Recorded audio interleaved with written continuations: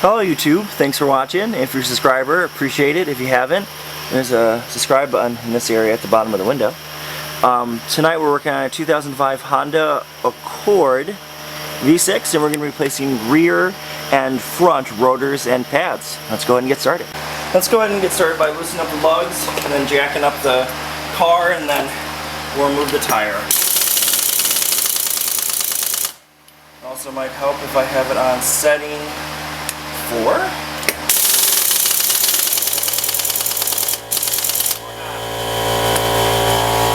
going to cut this out. I'm just going to use your breaker bar to get it off. I'll cut back and get it off. So I went ahead and used their breaker bar to get them loose. Sorry about the compressor.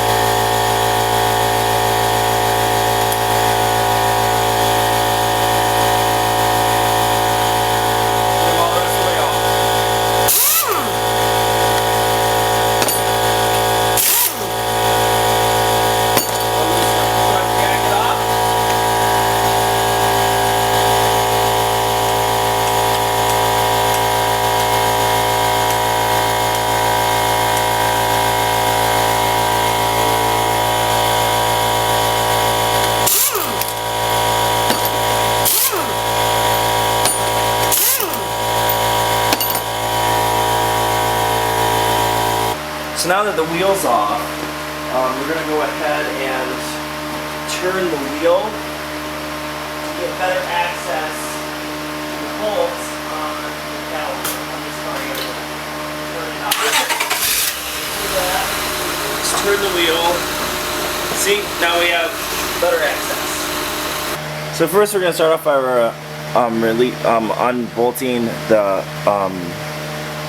brake line. It's a 10mm. I have my air gun set on the lowest setting.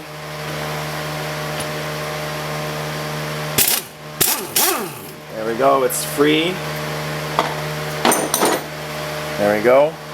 So now what we want to do is compress the caliper. Just wedge behind the pad. Let me see if I can show you with the light. Just wedge right down in here, and then pry back. And sorry if you can't see. And you can. Put the light back up here. And then the caliper will compress. Basically, it's the push pins pushing in and the piston inside, right in here, inside being compressed back in. And now with a 14mm socket, you're going to want to undo. You see, yep, you're going to want to undo the bottom bolt that holds in the caliper. It's free. And then all you have to do now is lift up on the caliper and push it out of the way. There we go. And I'll show you where I put the caliper, because you don't want to let it hang by the line. I just let the caliper rest back there. Now to remove the actual, sorry about that, move the actual bracket, there is a size, I think it's a 17 bolt. There's one right here, I'm sorry that you can't see it, and then there's one right down in here. I'm going to show you how to get off. So I have a grinder and a wire brush attachment, and I'm cleaning off these areas, which these pieces contact. I'm just going to take the wire wheel and just clean it.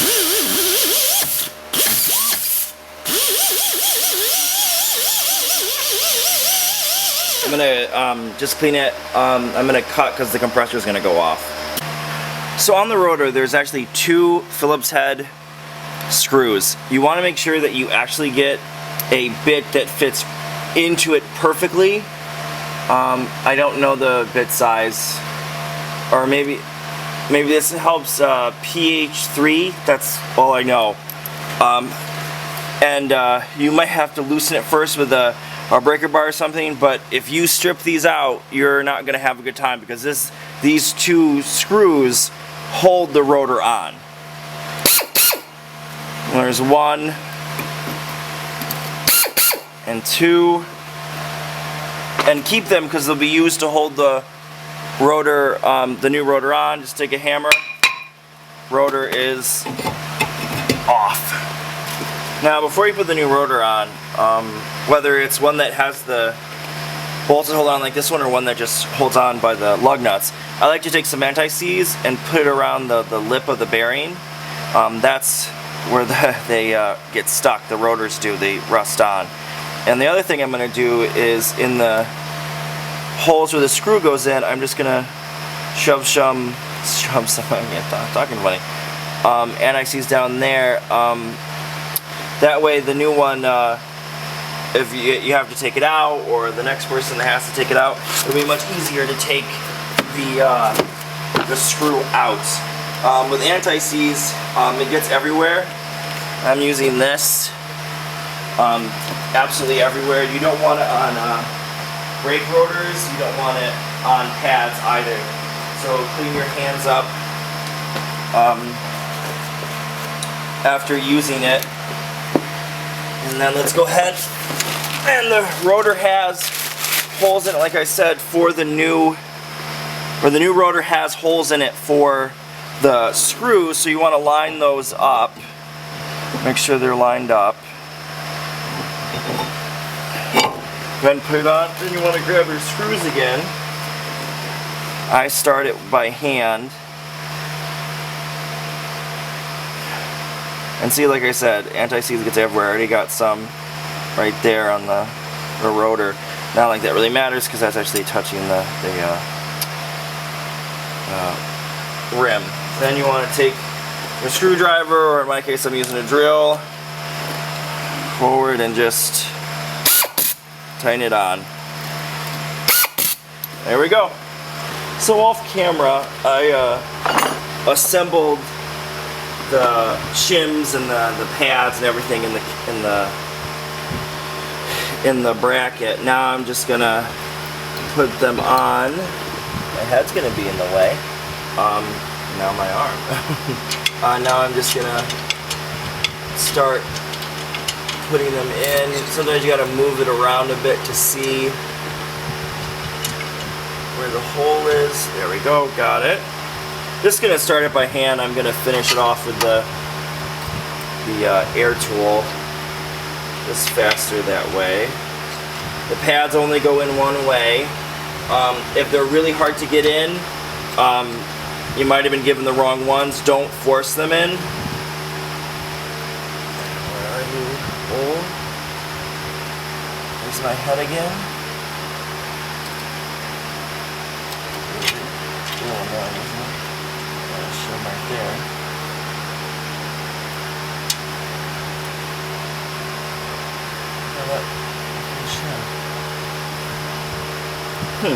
Let me go ahead and with the 17, connect the air to it, drive the first one down.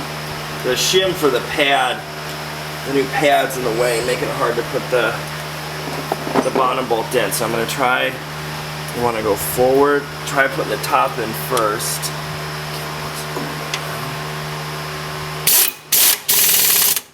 Now let's try this one. Don't want to cross thread it, that would ruin your day.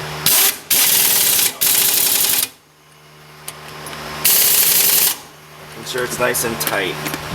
Now you want to grab your caliper that you have hanging up, because you don't put it by the, let it hang by the line. There we go. Now, let's move it back a bit.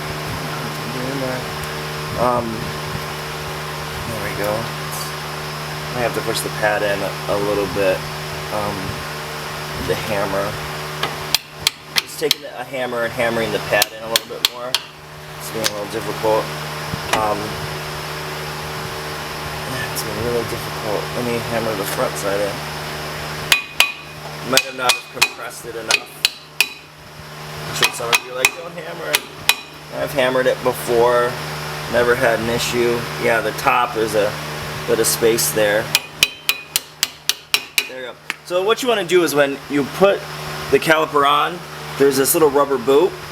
You got some air in there. You're just going to want to pull the seal back a little bit, or open it up. Well, let me close it, that might make it a little easier. And there might be enough in there. don't know why this is being so difficult. If you pull it back a little bit, you can burp the air out of it. And this is a really tight fit. I probably just didn't compress the caliper enough. It's not really that big of a deal because as I'm hammering down, it's getting compressed. So now, I want to switch to my 14. I'm going to start the bolt by hand and with the gun. And then we want to take our 10mm bolts and our 10mm air tool. Let me aim you up so you can see what I'm going to do next. Can you see my hand? I can see my hand. Let's zoom me in. In we go. Focus. There we go. Remember the brake line. You want to put that in its place. The 10mm bolts. Normally they have two. This one only has one. It was broken off. And then I'm actually just going to do it by hand. This one as far as I can. There we go. And then take the air gun. I'm going to put it on its lowest setting. On mine is 1. This is it. There we go. It's it. Now you could undo it. There's a bolt right here, 12, but you could undo it, but you might bend the bracket. So the job is done. You put the wheel back on, lower the vehicle. Now in this case, we're going to go to the rear. You always want to do both axles when you do it. Like if you're just doing pads, both axles. If you're doing rotors, both axles. But I already did the driver's side. But before I go to the back of the vehicle to do those rotors and pads, I'm going to start the car and push the brake pedal because I've forced so much air or so much fluid out of the caliper that I don't want to overfill the reservoir. So I will meet you after I've turned the car on and compressed the brake. I will meet you at the back of the car. Good morning. So we're back. We're on the rear caliper now. We're having a problem with this push pin bolt right here. It's rounding off. But that's actually okay because all that we have to do is loosen the top one. They're 12mm, and you should be able to break it free. You can pull it back. 1 second, I'll be right back. Okay, so just take a flathead and just pry it back. That's all that we're doing. Prying it clear of the. Gotta be a little more careful with that because there's a little bit of there's a guide thing in here that fits in the caliper, on the top of the caliper, but just pry it back. You can't compress this kind of spring or this kind of caliper because it actually has a what is it called? It has a it's spring-loaded emergency brake. It's going to be difficult, as you can tell. Having a little bit of trouble bending it back.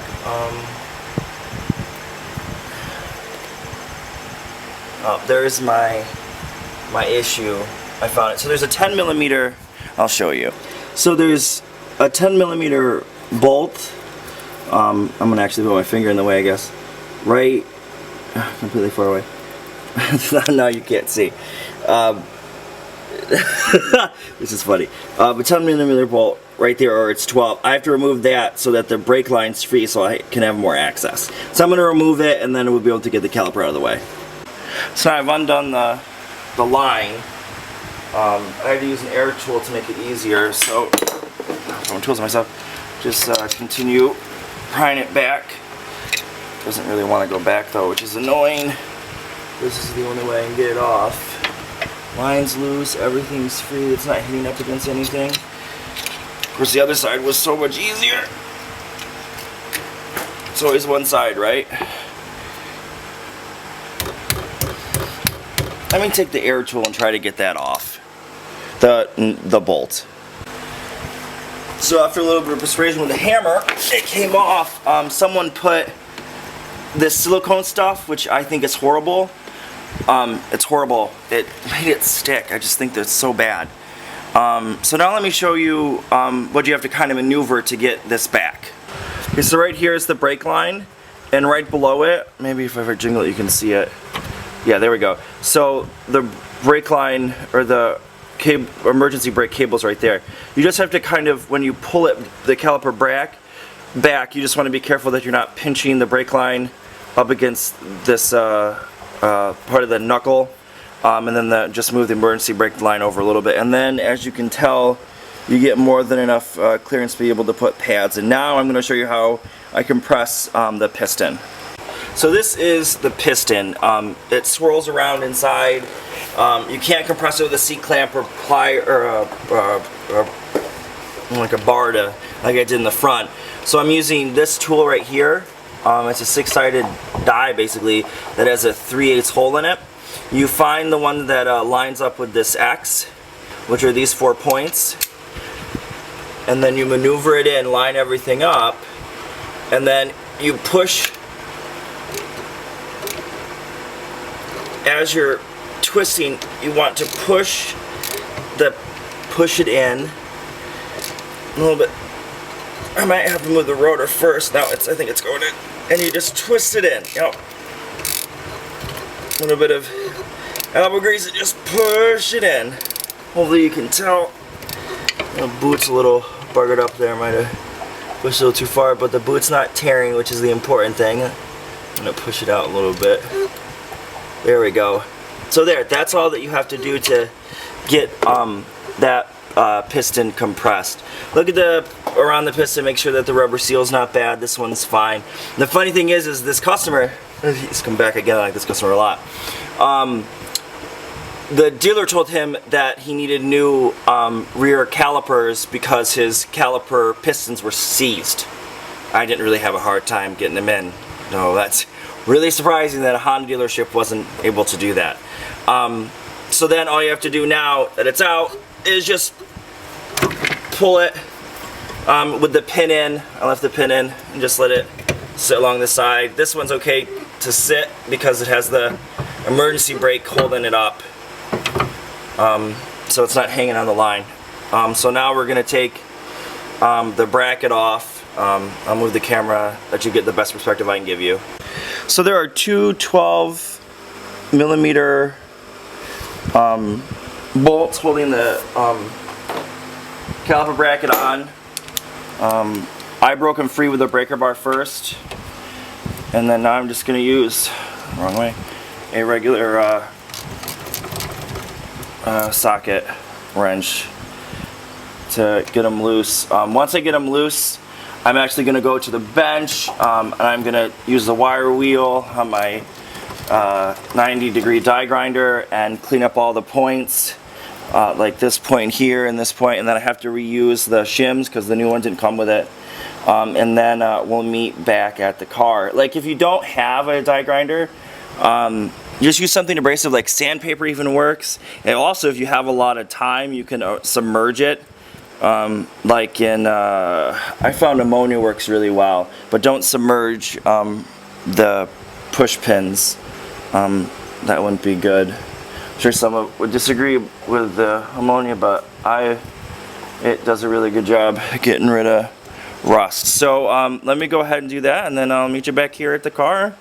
Oh, actually, wait a minute. Let me take the whole thing out. And then the rotor is the same on the back as it is on the front. It has the screws in it. I already undid the screws, and then because the rear ones are kind of rusted, so there it's off. Let me show you. I don't know if you can tell. There's the pad. It was basically metal on metal. So now, oh, this one actually, this rotor just pops right off. Of course, I already took the screws off. All right, so I'll meet you back here for assembly. All right, so now we're back at reassembly. If you hear some panting, it's Abby again. We were playing with the ball while the compressor's running. Anti-seize are on the lip of the bearing. And then again, I'm going to put it in the threads that the the screws go through that hold the rotor in, because it'll make it easier for the next person, or most likely me, to take them off again. This is in there, put it going in there. Now we'll clean our hands off from the anti-seize. Don't want to get on a new rotor. Line up the holes or the screws with the holes on the rotor. Actually, we need to go all the way around. You can tell the difference between the holes for the screws because they're chamfered at an angle, as were the holes for the, like just to put a bolt in to help push the rotor off, they're threaded. You use the holes that are threaded in case the rotor's stuck on, rather than hammering it off. And that actually works really well. There was one time though, I was working on a Chrysler Sebring coupe, and the rotor was so rusted on that the caliper actually cracked in half as I put a bolt in to get it off, and that was the only way that I got it off, was that it cracked in half.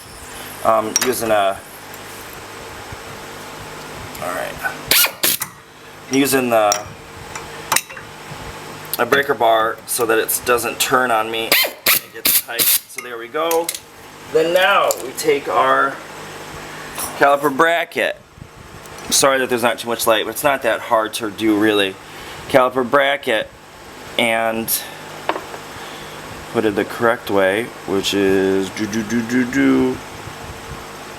this way. And then we thread the 14mm nuts in.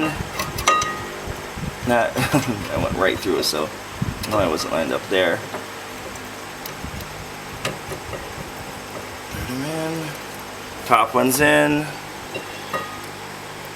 Now find the hole for the bottom. Bottom one's in. Now I have to say, like, I've never been a big fan of Hondas. I've always thought they were humdrum and boring. But after working on this customer's Honda, I have to say I would seriously consider owning a Honda. Everything is nicely put together. This car is in upstate New York, and the rust is not that bad, which is very, very surprising for an upstate New York car. Yeah, I'm really impressed. I'll be right back. I'm gonna go get a tool. Turns out the tool is right next to me. I just had to use my eyes. Just want to use an air tool rather than wrench it on slow like, because I still have more repairs to do today, and I don't want my forearms getting too sore. Alright, using the air tool,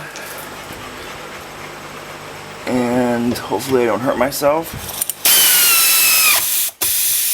That's on. Sorry if my arm gets in the way. It's been known to do that in these videos.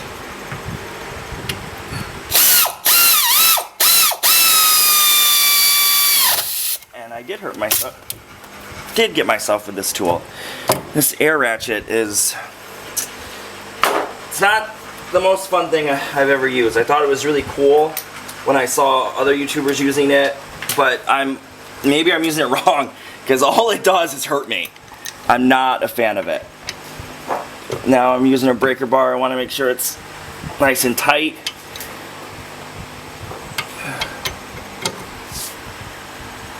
And it is. Alright, so now I'm going to take some anti-seize.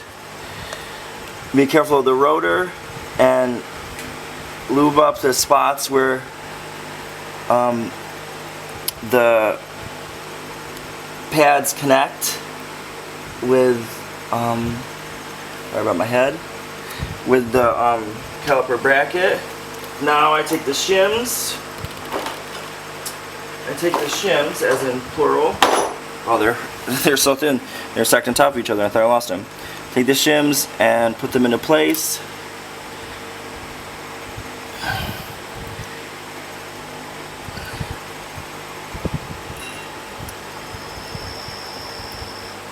The new set didn't come with new set of shims. And then I take the pads. This pad has a, it's not really an indicator. What it does is if you hear squeaking when you apply the brakes, it basically is a warning that you need new pads with this setup.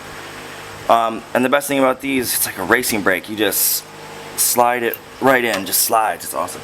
The other thing about this Honda, and I don't know if it's raw Honda, but this Honda Accord, it was very specific that you buy ceramic. That was what Honda recommends.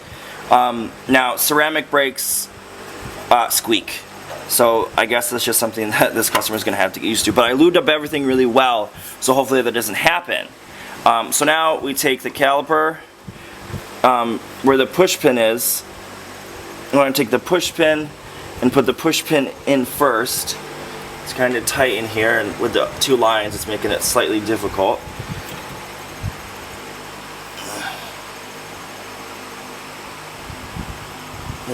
There we go. Just got to get it in, pull it back far enough. It's getting caught up on something. There we go.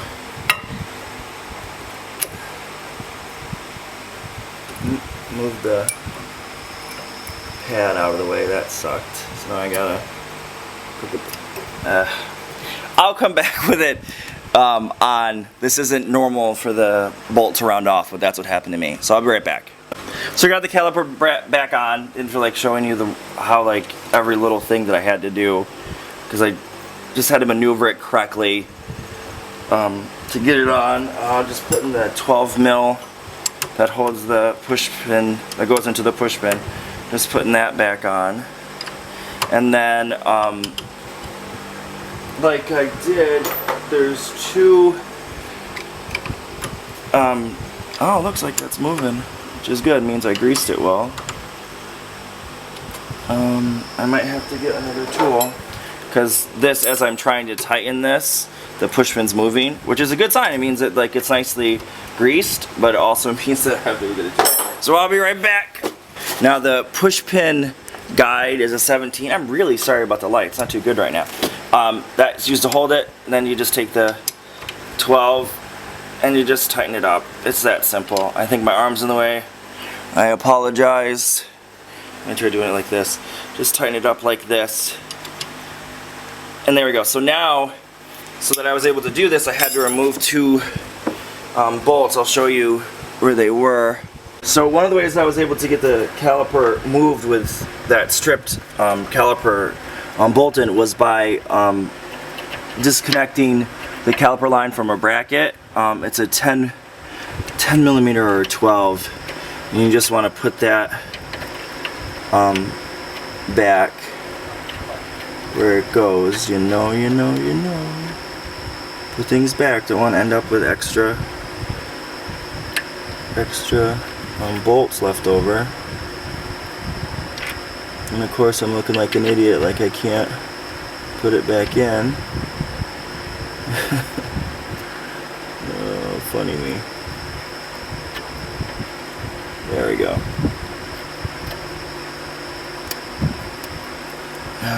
And I did. I used the air ratchet on this one for some reason. So I'm going to try using it again without hurting myself with the extension, which of course is around here somewhere. Everything's around here. I don't know where my extension went. I found my extension. It was on the new tool that I got. So I'm pretty sure, was it a 10 or a 12? It's a 12. I'm using the air ratchet. Try not to hurt myself. I have it on forward and on the nut.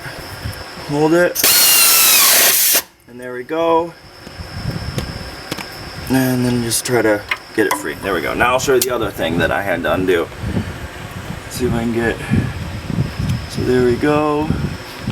There's smoke. Okay, so this is the emergency brake line. There's a tab on it.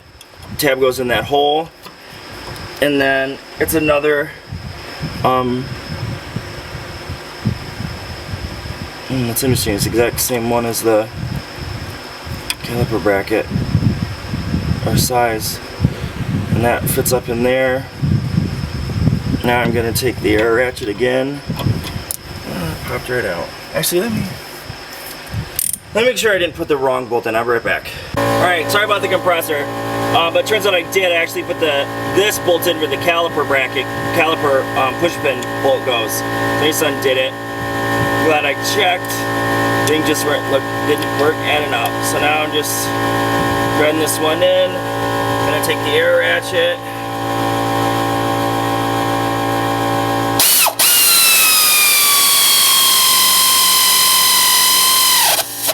Alright, so that's how you do a front and rear padded rotor on a 2006 Honda Accord. You put the wheel back on, lower it, all that jazz, compress the brake, give it a slow drive after you want to have everything that's possibly on the brake caliper or the brake rotor, the grease that's on it went off. Just go slow to wear them in. So thanks for watching, and I'll see you guys soon again. Bye.